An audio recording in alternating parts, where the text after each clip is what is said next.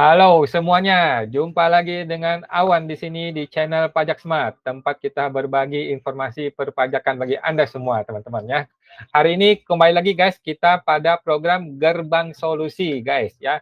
Bersama siapa lagi? Kalau bukan the one and only Bapak Eka Purnama. Oke, halo Pak Eka, apa kabar Pak Eka? Kabar baik Pak Wan, halo Pak Wan, apa kabar juga? Baik, baik Pak, luar biasa. Kita ketemu lagi dengan Pak Eka Purnama nih ya.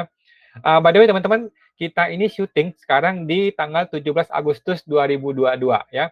Jadi bersama ini kami keluarga besar Pajak Smart mengucapkan selamat ulang tahun pada Negara Kesatuan Republik Indonesia yang sangat kita cintai ini yang ke-77 tahun nih guys.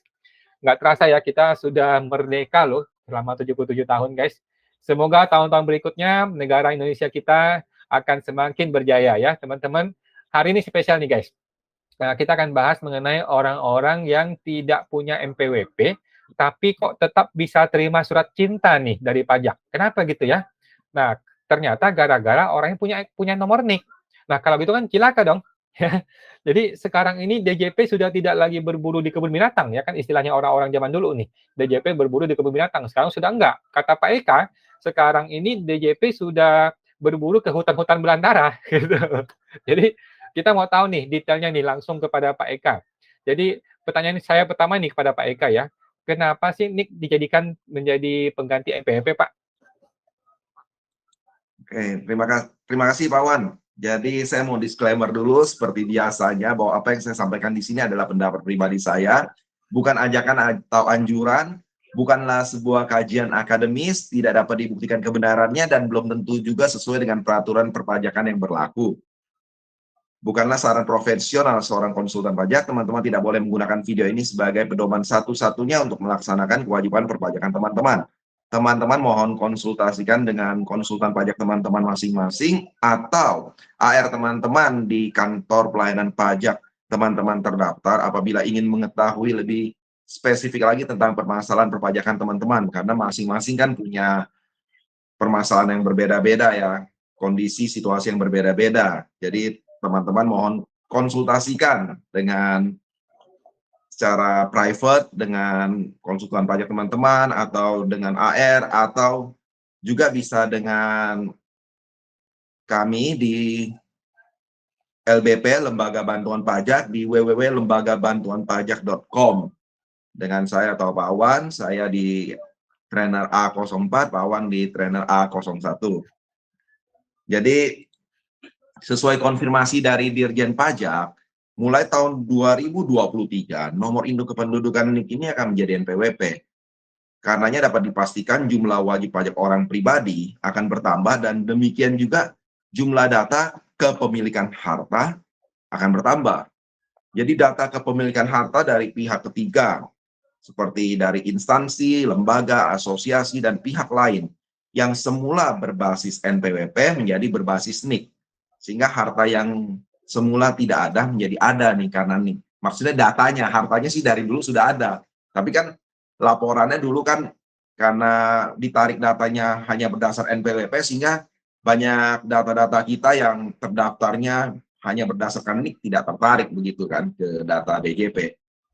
Nah, jadi seperti itu Pak Wan.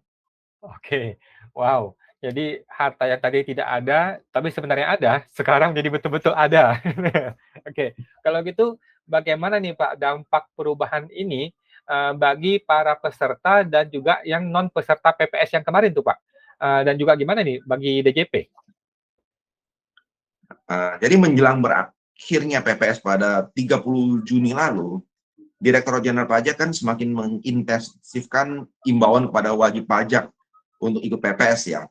Dalam surat imbauannya, DJP menyampaikan perbandingan data harta wajib pajak antara harta berdasarkan SPT dengan data internal DJP, baik yang melalui Automatic Exchange of Information dan atau data ILAP nih dari instansi, lembaga, asosiasi, dan pihak lain. Bahkan laporan harta kekayaan pejabat negara nih, LHKPN. Jadi mungkin teman-teman sekalian juga banyak yang terima surat seperti ini ya. Jadi himbauan-himbauannya kan kalau kita tahu himbauannya ada yang cuma himbauan untuk ikut PPS tanpa ada data harta, itu biasa dikirim waktu itu sekitar bulan Februari, Maret ya, tapi makin ke sini itu data yang dikirim kan sudah ada data harta-harta yang dimiliki oleh orang-orang ber-NPWP. Saat itu kan orang-orang ber-NPWP ya yang dikirim.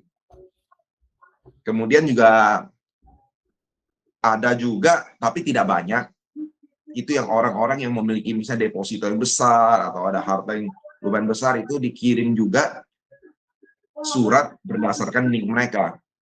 Tetapi akhir-akhir ini sesudah PPS selesai, banyak nih yang mereka mulai dikirimin surat-surat nih walaupun tidak ada NPWP. Nah, data ILAP ini berasal dari instansi lembaga asosiasi pihak lain ini merujuk ke ketentuan peraturan pemerintah PP nomor 31 tahun 2012 dan peraturan Menteri Keuangan nomor 228 tahun 2017. Berdasarkan PP dan PMK tersebut, terdapat 69 ILAP yang wajib menyetorkan data terkait perpajakan kepada DJP. Sebagai contoh adalah Bank Indonesia yang menyampaikan informasi tentang debitur, meliputi identitas debitur, agunan atau penjamin, termasuk laporan keuangan debitur. Nah, kemudian data debitur dimaksud tidak semuanya ada data NPWP, namun dapat dipastikan ada data NIK-nya. Demikian juga untuk data lain seperti transaksi pembelian kendaraan bermotor secara tunai, tidak selalu menyertakan NPWP, namun menyertakan NIK. Kan untuk bikin STNK kan perlu ada data tersebut. Oleh karena itu, data kepemilikan harta yang disampaikan ke DJP dapat dipastikan akan bertambah seiring dengan pemberlakuan NIK menjadi NPWP. Gitu, kawan. Oke, ini sudah semakin seram lagi nih. Oke, terus lalu gimana Pak implikasinya dari pemberlakuan NIK jadi NPWP ini kalau terhadap wajib pajak secara langsung gitu, gimana tuh Pak? Nah, pemberlakuan NIK menjadi NPWP yang didasarkan pada ketentuan pasal 2 ayat 1A Undang-Undang nomor 7 tahun 2021 tentang harmonisasi peraturan perpajakan ini menyatakan bahwa nomor pokok wajib pajak bagi wajib pajak orang pribadi yang merupakan penduduk Indonesia menggunakan nomor induk kependudukan atau NIK. Pemberlakuan ketentuan ini tunjukkan dalam rangka penyederhanaan dan kemudahan wajib pajak serta berlaku mulai 2023. Jadi saya pernah dengar ini, jadinya sebenarnya Bu Sri Mulyani ini ingin gitu loh, ingin supaya kalau kita membayar pajak itu semudah kita mengisi pulsa handphone gitu loh. Nah, jadi mau di mana saja bagaimanapun gampang isinya gitu. Nah, demikian juga pembayaran pajak itu mau dipermudah, jadi siapapun bisa membayar pajak dengan mudah.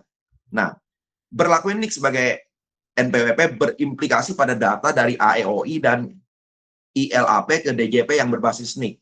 Hal ini mengakibatkan selain data kepemilikan harta bertambah, jumlah data per wajib pajak akan semakin detail nih, kawan. Dan lengkap termasuk data pelepasan harta. Jadi jual beli harta, perpindahan harta itu kan akan mudah terdeteksi gitu. Berikut implikasinya bagi peserta PPS dan non peserta PPS serta bagi DJP itu sendiri.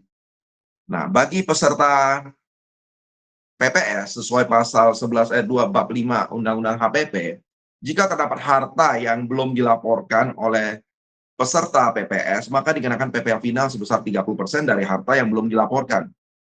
Pada dasarnya, fasilitas bagi peserta PPS adalah perlindungan data. Data yang ada dalam SPPH tidak dapat dijadikan dasar penyelidikan, penyidikan, dan atau penuntutan pidana terhadap wajib pajak. Selain itu, peserta PPS tidak dilakukan pemeriksaan atas kewajiban perpajakan PPh orang pribadi sampai tahun pajak 2020, kecuali apabila terdapat pajak yang sudah dipotong atau dipungut tetapi tidak distorkan.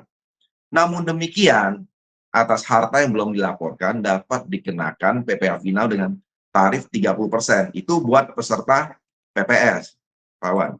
Terus bagi non peserta PPS, data kepemilikan harta yang belum dilaporkan dalam SPT merupakan penghasilan yang belum dilaporkan. Hal ini merujuk ketentuan pasal 4 ayat 1 huruf P Undang-Undang Pajak Penghasilan bahwa harta dimaksud menambah kemampuan ekonomis dari wajib pajak dapat dipakai untuk konsumsi atau untuk menambah kekayaan wajib pajak yang bersangkutan, maka itu akan dihitung pajaknya. Akan dianggap penghasilan bagi wajib pajak tersebut. Dengan adanya data kepemilikan harta yang belum dilaporkan dalam SPT dan merupakan penghasilan, maka dapat diartikan terdapat kewajiban perpajakan yang belum dipenuhi oleh wajib pajak, yakni melaporkan SPT dengan benar dan lengkap. Lebih lanjut terhadap SPT tersebut dapat dilakukan pemeriksaan dalam rangka pengujian kepatuhan pemenuhan kewajiban perpajakan sebagaimana ketentuan pasal 29 Undang-Undang KUP. Kemudian, merujuk uraian tersebut di atas, maka terhadap wajib pajak yang tidak ikut PPS, namun terdapat data kepemilikan harta tahun 2020 berdasarkan NIK pada tahun nanti ini 2023, dapat dilakukan pemeriksaan. Hal ini merujuk ketentuan pasal 13 Undang-Undang KUP bahwa dalam jangka waktu 5 tahun setelah saat terutangnya pajak atau berakhirnya masa pajak, bagian tahun pajak atau tahun pajak, Dirjen Pajak dapat menerbitkan surat ketetapan pajak kurang bayar ya SKPKB dalam hal apabila berdasarkan hasil pemeriksaan atau keterangan lain pajak yang terutang tidak atau kurang dibayar. Nah, adapun bagi DJP adanya data kepemilikan harta yang belum dilaporkan dalam SPT atau surat pemberitahuan harta SPH dapat dijadikan dasar penelitian atau pemeriksaan atas harta yang belum dilaporkan dalam SPH pada saat ikut PPS dapat diterbitkan SKP untuk menagih PPh final sebesar 30%. Namun, kepada non-peserta PPS dapat dilakukan pemeriksaan.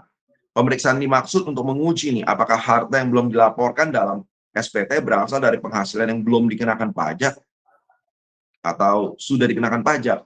Apabila harta dimaksud terbukti berasal dari penghasilan yang belum dikenakan pajak, maka dapat diartikan terdapat penghasilan yang belum dilaporkan. Nah, ini harus hati-hati nih, dan harus dihitung ulang pajak yang seharusnya terutang. Kemudian dikurangi kredit pajak yang sudah dibayarkan dan diterbitkan SKPKB guna menagih pajak terutang yang tidak atau kurang dibayar. Ini bisa gede sekali nih, Pak Wan. Ini bisa mundur 5 tahun pemeriksaannya nih. Ya, jadi ya beruntunglah bagi semua peserta PPS gitu, cuma kena 30% kan dari nilai hartanya. Oke, luar biasa Pak Eka.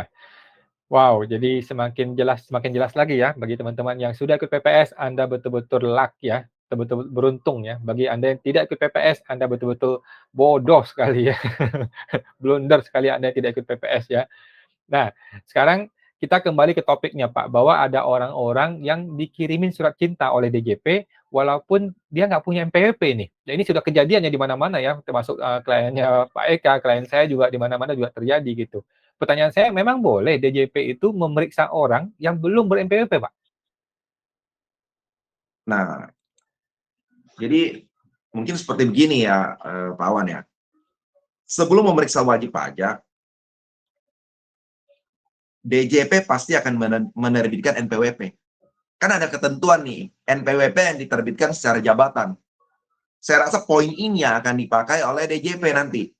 Jadi secara jabatan, apabila wajib pajak tidak melaksanakan kewajiban mendaftarkan diri untuk memperoleh NPWP, maka penerbitan NPWP dan atau pengukuhan PKP oleh Dirjen Pajak secara jabatan ini dilakukan berdasarkan hasil pemeriksaan atau hasil penelitian administrasi.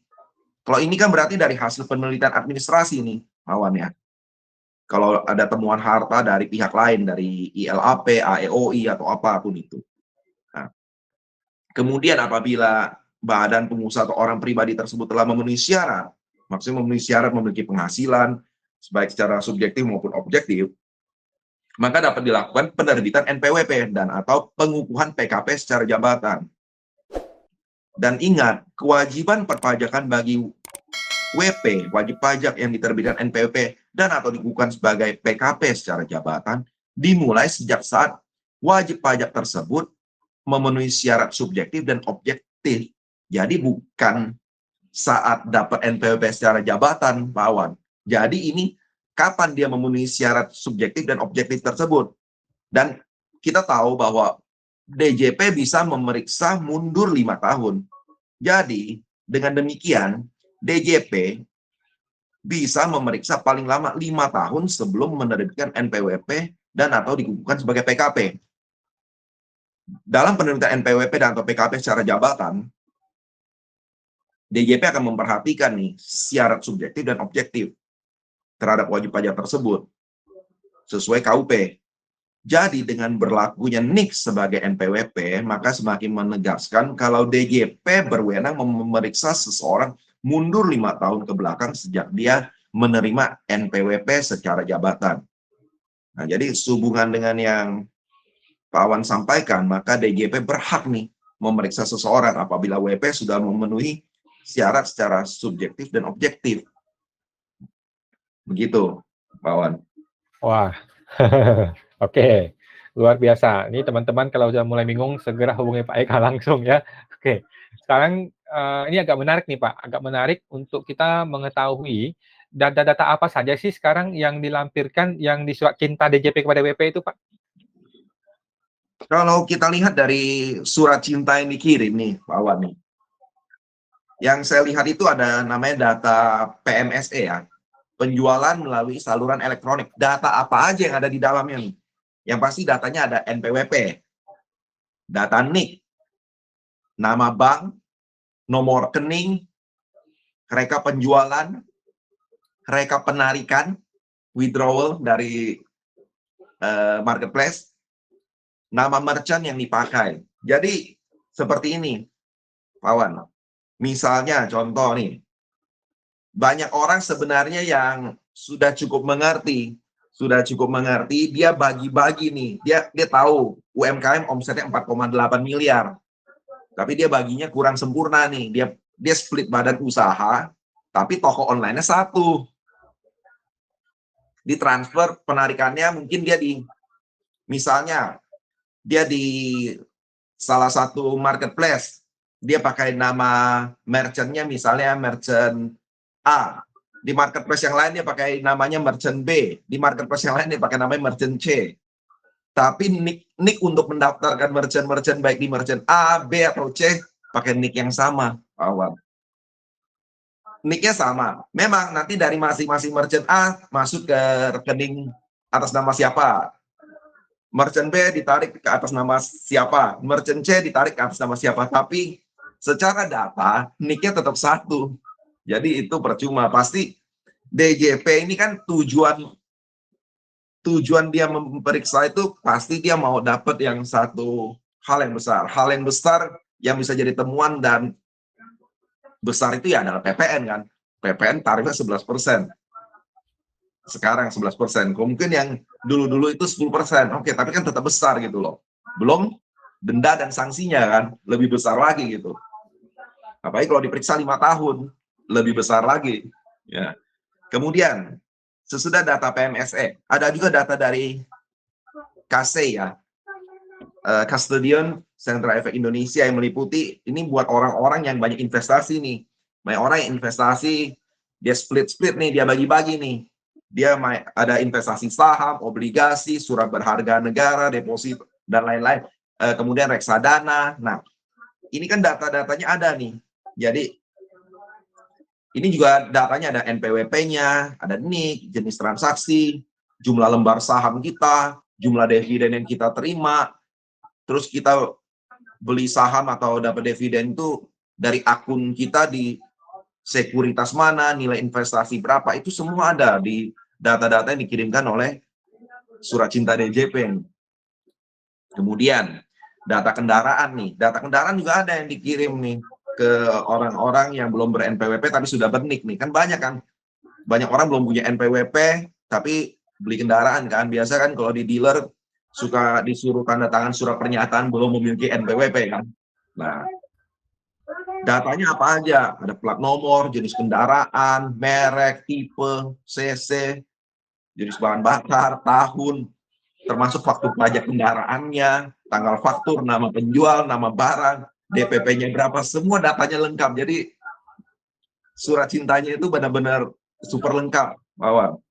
Kemudian data agunan slik nih dari BI nih, yang biasa orang bilang BI checking lah, segala macam itu. Ini data apa aja nih? Ada NPWP, data CIF. Nah, data CIF ini nih, orang kan biasa nih kadang-kadang nih, kalau kita tahu kita di satu bank nih, di BCA, jangan sebut nama bank lah, di bank mana saja. Kan data CIF ini kan, kalau kita satu orang mau punya 10 rekening di satu bank, data CIF-nya satu.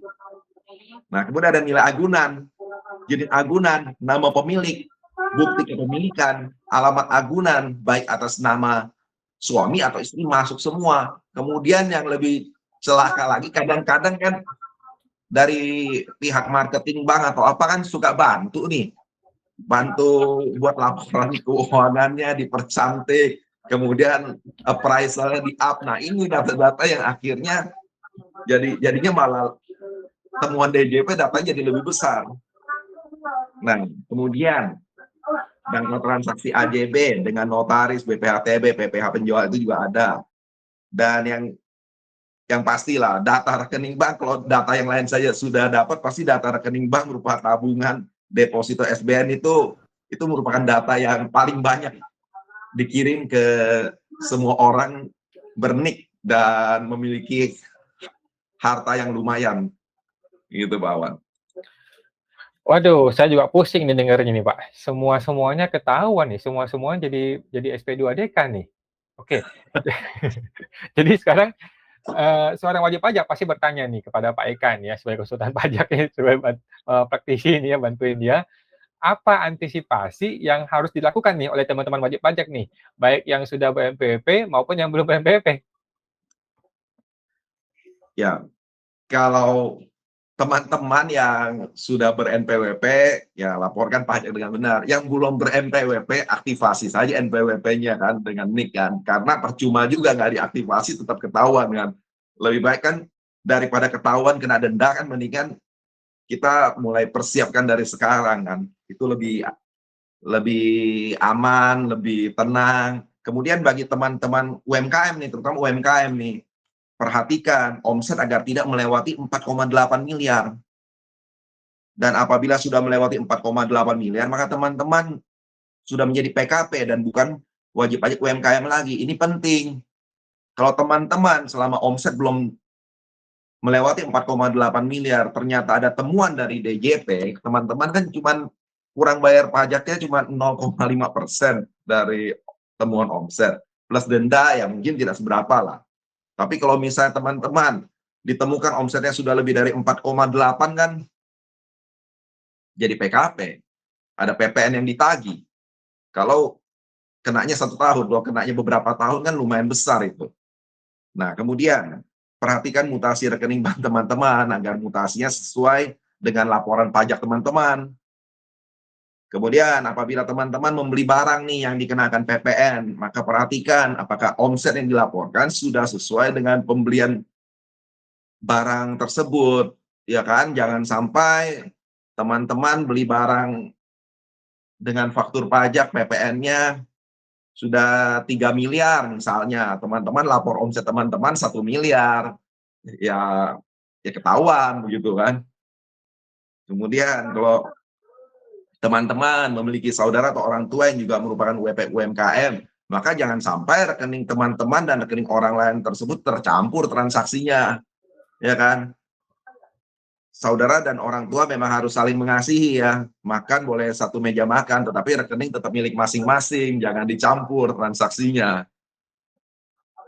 Nah, kemudian kalau omset teman-teman sudah besar melewati omset UMKM, maka teman-teman boleh buka badan usaha PT untuk menjadi PKP dengan omset di atas 4,8 miliar. Atau teman-teman boleh juga buka PT perseorangan, ya kan, lebih simpel, sederhana. Intinya selama ini kan juga dari Pak Awan sudah sampaikan juga berkali-kali kan di videonya Pak Awan kan, WPOP itu jangan sampai jadi PKP, haram aja pokoknya itu. Berabe, nanti repot sendiri gitu loh. Nah, dan ingat, WP UMKM itu adalah WP yang peredaran usahanya maksimum 4,8 miliar. Bisa WPOP, bisa CP, bisa PT. Nah, teman-teman coba kalau belum jelas bisa konsultasikanlah dengan konsultan pajak teman-teman atau bisa tanyakan mengenai hal ini lebih detail di www.lembagabantuanpajak.com. Oke, luar biasa. Hebat sekali Pak Eka ya. Sangat lengkap sekali teman-teman. Kalau Anda masih bingung, coba diputar lagi video ini ya. Kalau masih bingung juga, nah silakan langsung hubungi Pak Eka saja. Oke, kita udah cukup lengkap nih hari ini, Pak. Boleh disimpulkan dong, Pak, kesimpulannya apa nih yang dapat kita tarik dari pembicaraan hari ini nih, Pak? Ya, jadi kesimpulannya demikian nih, pemberlakuan NIK menjadi NPWP pada 2023 nanti akan menyebabkan jumlah data kepemilikan harta bertambah. Jumlah maksudnya yang bertambah ini yang diketahui oleh DJP bertambah. Penambahan data kepemilikan harta yang baru terungkap pada 2023 ini seiring penerapan NIK sebagai NPWP. Ini dampaknya nih ke semua orang, baik peserta PPS, non peserta PPS, dan juga bagi ini kan kalau peserta PPS dan non peserta PPS ini adalah orang yang sudah ber-NPWP nih. Nah, ini juga akan pengaruh kepada orang yang belum punya NPWP karena pemberlakuan NIK sebagai NPWP kan. Jadi bagi peserta PPS, jika terdapat harta yang belum dilaporkan oleh peserta PPS, maka dikenakan PPh final sebesar 30% dari harta yang belum dilaporkan. Bagi non peserta PPS, nah ini data kepemilikan harta yang belum dilaporkan dalam SPT merupakan penghasilan yang belum dilaporkan nih, akan dianggap. Adapun bagi DJP dengan adanya data kepemilikan harta yang belum dilaporkan dalam SPT atau SPH dapat dijadikan dasar penelitian atau pemeriksaan dan diterbitkan SKP, surat ketetapan pajak. Apabila harta wajib pajak terbukti berasal dari penghasilan yang belum dikenai pajak, maka DJP akan melakukan penelitian dan pemeriksaan. Nah, DJP mau tahu nih, ada potensi tidak dari pemeriksaan tersebut. Pasti kalau menurut saya, kalau diperiksa sama DJP, pasti kena temuan itu. Oke, luar biasa sekali penjelasan dari Pak Eka di Gerbang Solusi kali ini. Wow, saya juga sangat tercerahkan nih, dan saya rasa teman-teman yang nonton juga pasti tercerahkan ya dari video ini, teman-teman. Oke, gitu aja ya. Terima kasih banyak buat Pak Eka yang sudah sediakan waktu nih untuk kita semua, teman-teman. Ini gratis loh. Ini gratis buat teman-teman semua ya. Kita akan jumpa lagi dengan Pak Eka ya di video-video lainnya. Jangan khawatir, teman-teman. Masih ada banyak video yang akan dibikin oleh Pak Eka untuk Anda semua ya, teman-teman. Oke, sekarang kita akan closing. Kembali lagi buat teman-teman yang mau berdiskusi langsung dengan Pak Eka, bagaimana caranya, Pak? Ya, kalau teman-teman memiliki pertanyaan, maka Eka tersedia secara gratis setiap hari Kamis jam 8 malam sampai jam 9 malam WIB di live Instagram. Dan kemudian bagi yang mau berdiskusi secara personal bisa hubungi saya di www.lembagabantuanpajak.com di trainer A04. Saya tersedia Senin hingga Jumat jam 15 sore atau jam 21 malam. Demikian. Oke, baik, siap. Terima kasih Pak Eka. Kita jumpa lagi di Gerbang Solusi berikutnya. Sampai jumpa Pak Eka dan teman-teman semua. Sampai jumpa juga Pak Wan dan teman-teman semua.